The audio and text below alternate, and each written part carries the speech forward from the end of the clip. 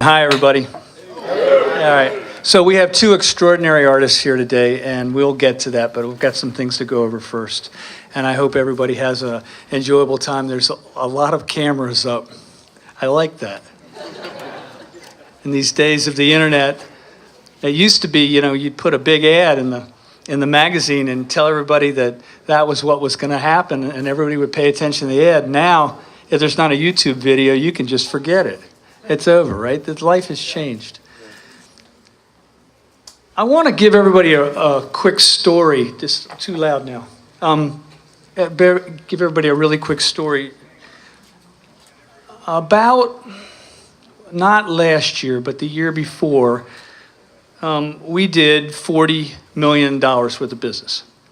And then last year, we did 50. Wow. Now, I'm still a year behind. So let's go. 2 years ago, it was 40. Then 3 years ago, 40. Let's get this right. 2 years ago, 50. And this year, the end of 2018, we did $58 million worth of guitars. And what's extraordinary about that for me is that we're not trying to be some corporation. We're just guitar makers. We're just amp builders. We stick to our knitting. We stick to trying to provide you something that when it comes in the box, you're really excited to get it and you don't want to sell it on eBay the next day. And the firemen came to me in my town and they said, Paul, more and more and more, what's happening is that once the animals and the people are out, they're screaming for their PRSs, not the photographs. And I thought, oh God, we're doing our job. In other words, they were heirlooms for people, right? And so that was 15% growth last year. There's unheard of numbers going on. And so, the press has had a huge impact on this because the press tells everybody what's going on in the world. And for me, you guys have done an extraordinary job helping us. But I think it's been honest. I think what you've told the world is what you really think. And from the bottom of my heart, thank you very much for doing that. We have three goals for the company. So the first one is to build the best tools. So what tools do we build? We build guitars, we build basses, we build amplifiers, speaker cabinets. We're doing t-shirts, we're doing straps, we're doing cables, we're doing strings. But I'm gonna give you an example. Basses, there's lots of stuff we're doing. But let me give you an example of just what a goal would be for a guitar. We want it to stay in tune. If the guitar is not staying in tune, you can't play. Right? We want it to play in tune. Some guitars are staying in tune, but they don't play in tune. And that's a real difficult part. We want the instrument to sound musical. Sometimes you have something that's playing in tune, staying in tune, but it doesn't sound like music coming out of it. It's got kind of an ice picky thing to it, we could put lots of internet terms on what you hear about it, but in my world, it's either musical or it's not. It's got to have a powerful tone, and somehow it's got to be comfortable. Somehow the guitar's got to be like an old t-shirt you take out of your drawer, and when you put it on, you don't even notice you put it on. That's the way the guitar's got to be. You put it on, and you play. And part of the reason these artists are here is because there's a symbiotic relationship between the artists and our company. They need tools to play. And we need their endorsement to say it's good so that the world would believe that we actually made something good. And, so for me, it's a real honor. But the first goal, which I said, is we're trying to build the best tools, and we build a lot of different tools now. The second thing is that we're the third largest electric guitar company in America.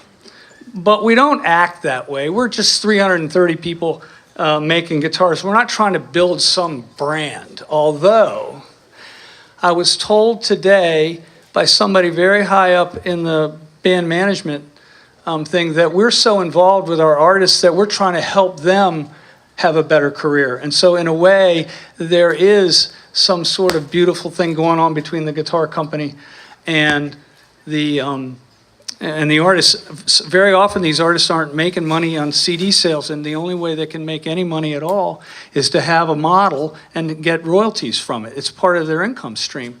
And that changed, but a lot of the artists are with us they would never, ever, ever, ever play the guitar unless they loved them, unless they did the job for them. Because, you know, if you go to buy a toaster in a store, there's 8 toasters, 8 brands. If you go to buy a CD, there's 4,500 brands. It's very competitive. The artist is going to use absolutely the best thing they can possibly use to make sure that they can do their job. And if there's a better tool, I better look out because they're going to start using it.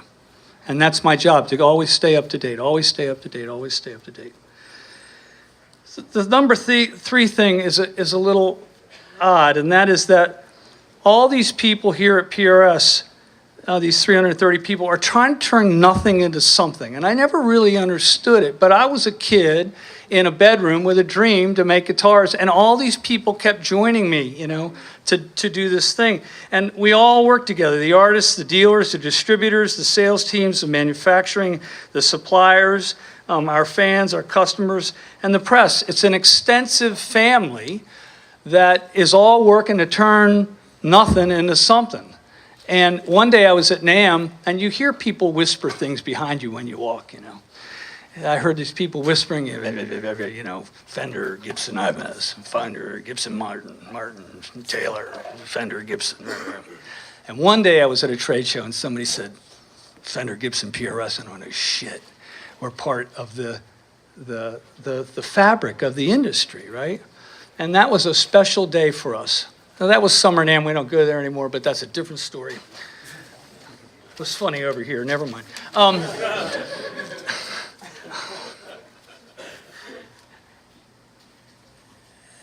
Thanks. So many people in this room. Thank you for coming. There's so many faces here. I named my kid after you guys. There's lots of people here. I really appreciate it. I'm kind of touched. Anyway, we make amps. We make J Mods, John Mayer amps. We make David Grissom amps. We make Mark Tremonti amps. We have Archons. We have Sanzeras. Of all weird things, my band's playing in the Hilton after 10 years of not being allowed to play here. And we're going to be using these 20-watt Sanzera amps, and because you're not allowed to use over 20-watt amp, and the thing sounds like 200 watts, so please come and listen to it. So I want to give you an example of one of our guitars played through one of these amplifiers. Now, there's a lot of people in the room, and this is supposedly a 15-watt amp, but it's not. He's going to take and play a private stock. Now, private stock is our custom shop. It's our limited runs. We have very specific customer-driven one-off guitars that we make. But what Brian here has in his hands is a private stock semi-hollow. And I wanted him to play it through the Mark Tremonti MT15 clean channel. And I wanted you to hear what is a really... it's actually an extraordinary professional grade piece of gear that's sold in a toy market in this lunchbox thing. And I wanted you to hear the guitar really quickly.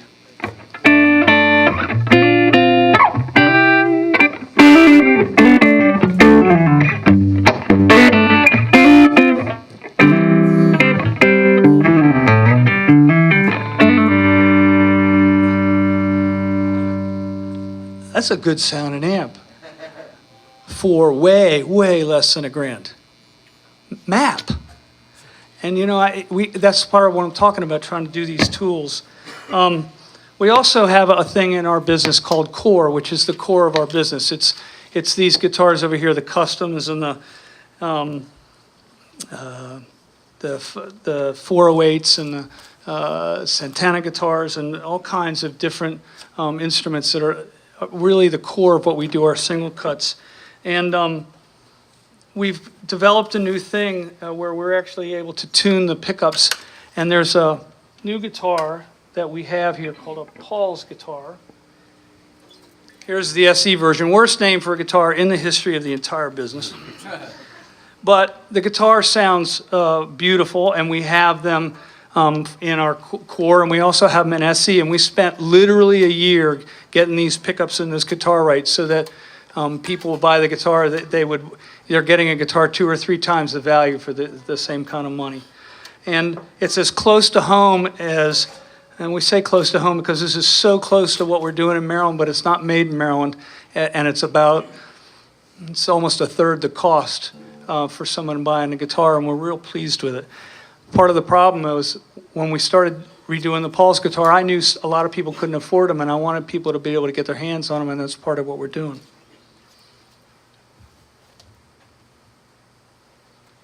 So what Brian's got his hands now on is a McCarty 594 hollow body 2. Now we're doing more and more and more hollow body guitars where the thing has a chamber in it.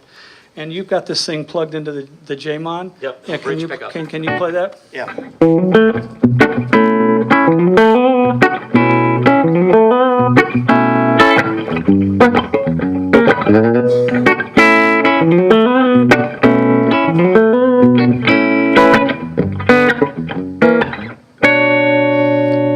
So that's not the amp mic, that's just what is coming out of the amplifier. There's no trickery here. He's got no reverb on the amp. That's exactly what's happening. And to me, that's a recording tone, that's a touring tone, that's as good as you possibly would want. And so with these hollow things you're going to see with the S2s and with the CEs and with the SEs and the private stocks, we're doing more and more and more hollow guitars. We also have a Silver Sky that we're going to plug in a second, but I want to tell you a story. I was at Rainbow Guitars. You guys know where that is? Yeah. And there was a guy in the back slagging me. Bad.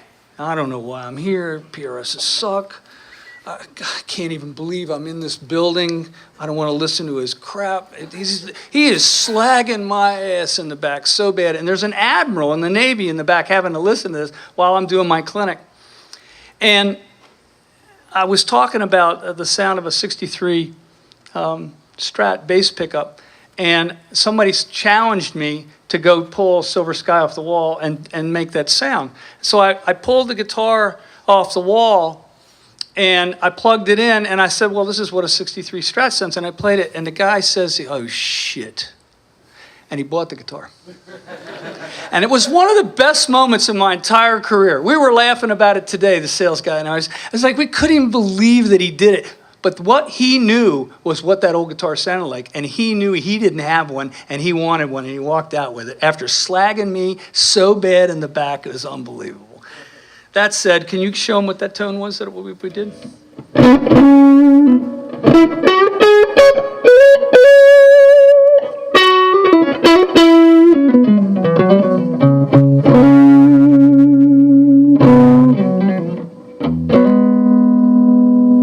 What happens when you play Texas on that? What happens?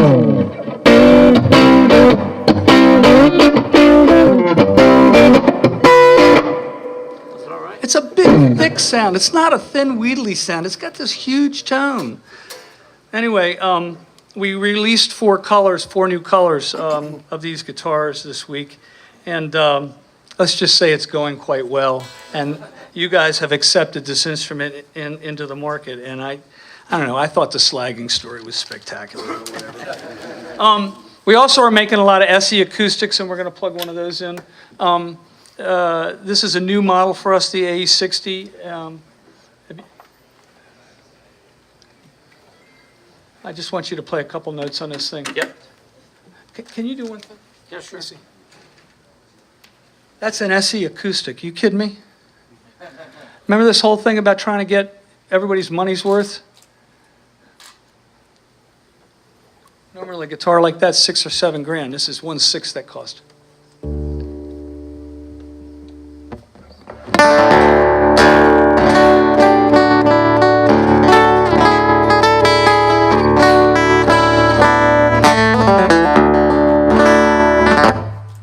Not bad, huh? Brian, you're doing a good. You're making me look good, Brian. Everybody, Brian, he rolled on a guitar. Well done. All right, so we have two artists here. One of them, I'm a huge fan of the music. His name's Jocko, and he sings and plays guitar and fronts King Crimson. And I want to bring him up here now, if that's okay. Jocko, come on up. So can we get one of his guitars, Rich? You got one here? There's one in the back room. Want to grab it real quick? So this Schizoid guitar, what was the whole story? What was the whole deal? From where? From me joining Crimson, maybe. I was a fan of Crimson when I was a kid. I saw Crimson when I was a kid, about 13, 1971, and so actually, you know, end up being in the group was mad, absolutely mad, like some mad childhood dream. And Gavin and the guys at PRS in England were happy to support me in getting a guitar, and they built this beautiful PRS with the cover of the first Crimson album Yeah. on. So that's created kind of interest wherever I've played. It's always people. So how did you get us? How did you convince us to? That was one we made you. We thought we were only going to make one, Yeah. and now we're making hundreds, right? So Yeah. Well, what did you do? You called and said what? I don't know what I said. I guess they just figured it might be of interest. I mean, it's an extraordinary looking thing. Rich, it was in tune when I shipped it. Let me have it. Yeah.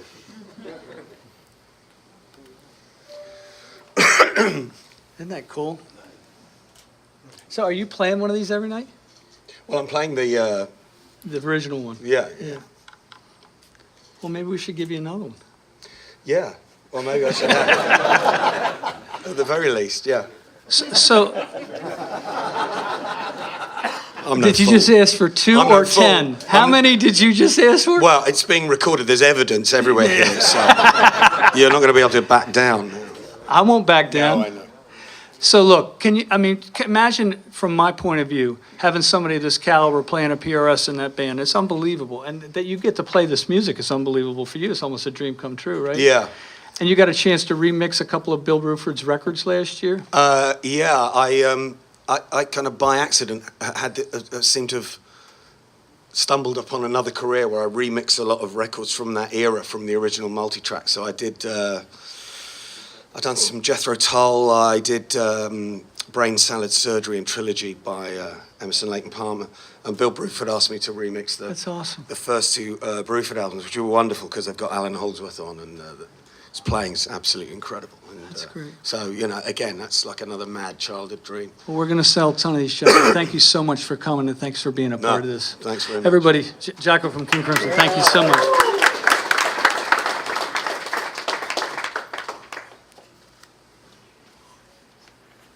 So, Carlos Santana's here, and it's an honor to have him, and maybe we can bring Carlos out. That would be an honor. What? I don't know what you're saying to me. So what are you saying? Okay, so you have to do that. Oh, okay.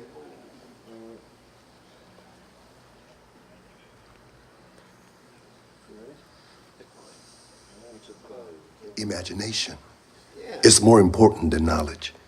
Albert Einstein.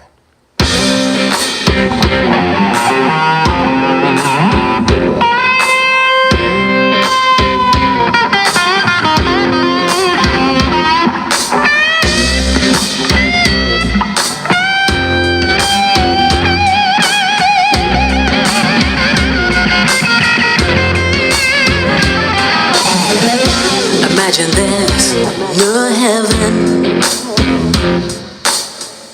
It's easy if you try. No hell below us. Above us only sky. Imagine all the people living for today.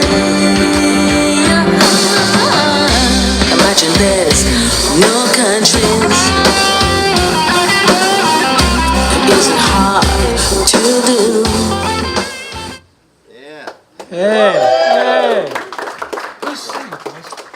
Hi, everybody. That's my wife, Cindy Blackman, Santana. She's playing drums and she's singing. hey, hey, nice. And, you know, this is a beautiful time to be in this planet because we get to bring the opposite of ignorance, fear, and darkness. Some people think that we just play guitar or drums, but we actually bring a lot of light, a lot of hope, a lot of spiritual conviction, not to be confused with arrogance. Spiritual confidence and conviction is something that I get when I play these guitars. You know, when we hooked up, I immediately fell in love with his conviction, his imagination, that he could not compete with Gibson or Fender. And, you know, he has the same sparkle in his eye, the same fire in his eye, and fire in the belly. It's wonderful to see these guitars on Saturday Night Live and all kinds of places, MTV, if they still play guitar. You know, so I'm trying to convince Paul to dress up like Uncle Sam, you know, and say, "We need you," you know, like inducting you into the army of guitars, because it's important that we turn it around. We got to get the youngsters to. There's a certain look you have in your eyes when you hear Stevie Ray for the first time, you know, or Jimi Hendrix, or Jeff Beck, or Clapton. You know, not just the guys from the other side of the river, but guys from over here too, you know. And I love to see young people for the first time, because it assaults your senses, you know, your molecules. You get chills when you hit that, bang, you hit that note, and they go, oh. Because it's not a Guitar Hero, it's not Linn drums, it's real drums, it's real guitar. I'm always encouraged.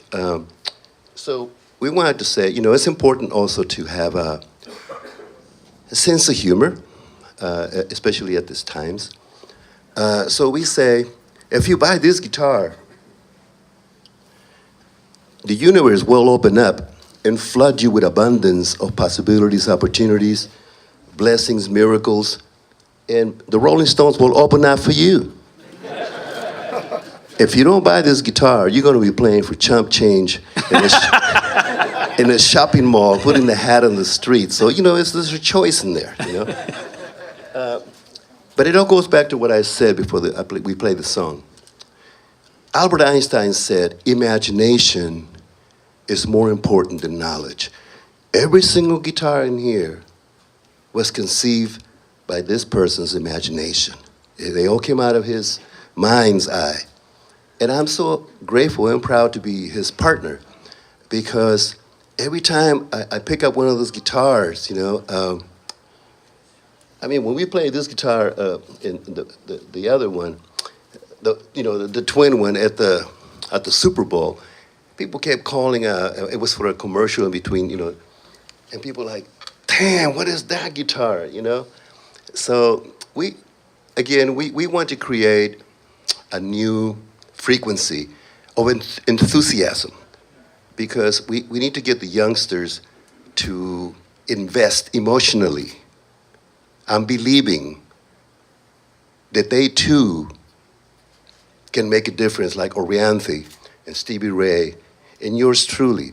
We are here with music to bring down all walls, all of them, and to make the table longer, not the wall taller. Musicians, we will never change, because musicians believe in unity, harmony, healing, and the highest good for all mankind. Thank you for being here.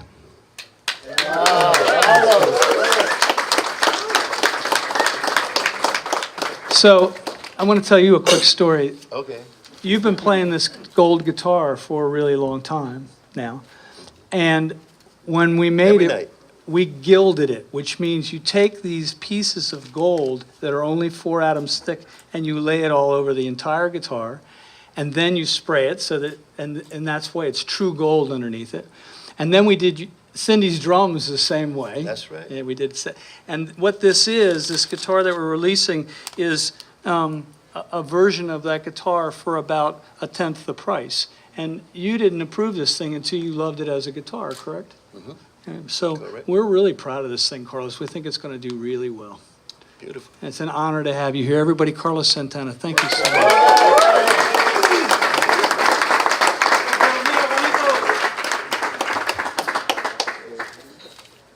You guys get it that that's a worldwide household name, right? You go to Africa and you use that name, they know who you're talking about. You go to China, they know who you're talking about. You go to Russia, you know what it's talking about. You go anywhere in the world and that name is familiar. So it was an honor to have him here. It was an honor to have Jacko here. Thank you so much for coming. We are done.